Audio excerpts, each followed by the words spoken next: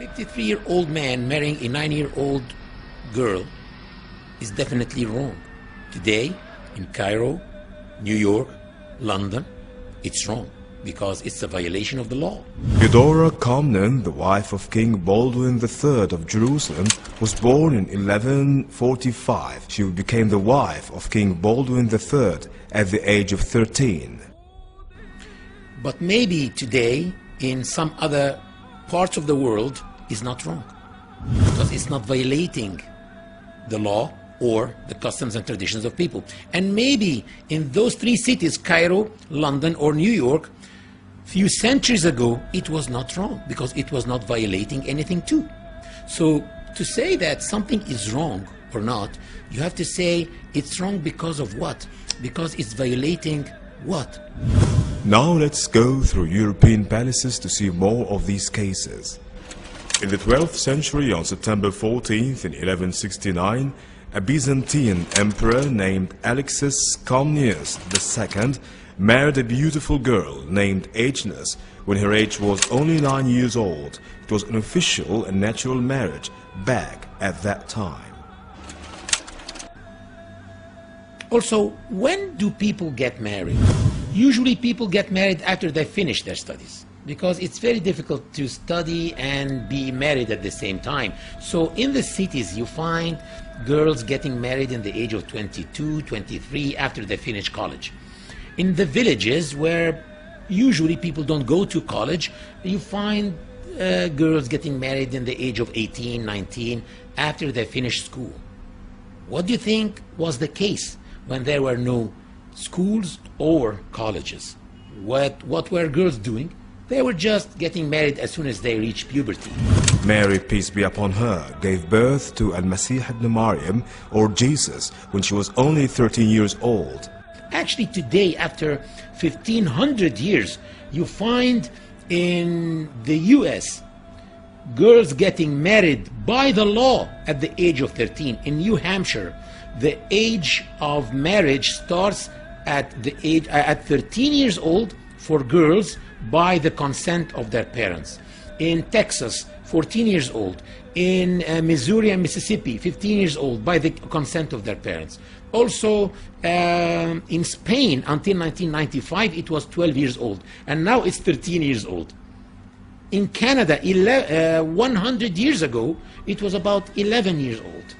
So it's unfair to judge people according to today's laws and customs. You have to judge people whether they were doing something wrong or not according to their own laws and their own customs.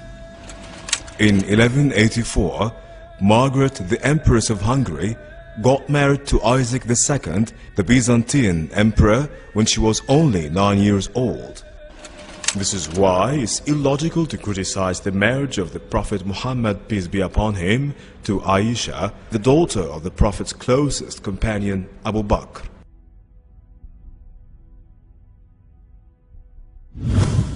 One may ask himself, did Prophet Muhammad, peace be upon him, had any enemies? You will find that the hypocrites in the Muslim community were enemies. The pagans were his enemies, and the Jews of Arabia were his enemies. And you will find that they tried by all means to tarnish his image, and they called him all the possible bad names that they can. But they did not say that he was a child molester. Why? Did they forget? That would have been an excellent way to damage this man and this new religion, but they never used it because simply it was the norm to get married to girls at that age, at that time.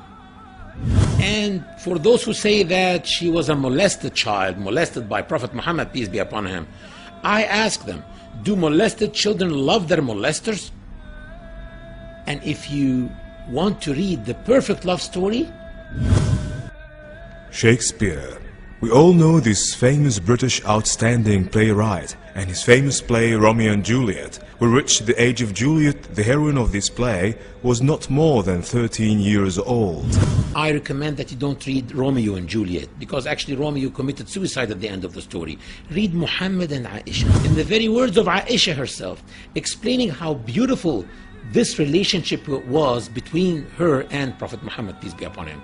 Lady Aisha explains that he used to race with her, and she says that when he used to drink from her glass, he used to make sure that she sees him putting his lips in the same place where she was putting her lips and to drink from the glass.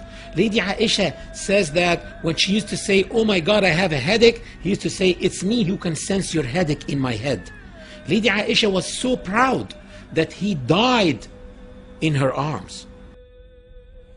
على رهبته المتبسم اقرأ نبي الله اقرأ وابتهل وبذكر ربك يا نبي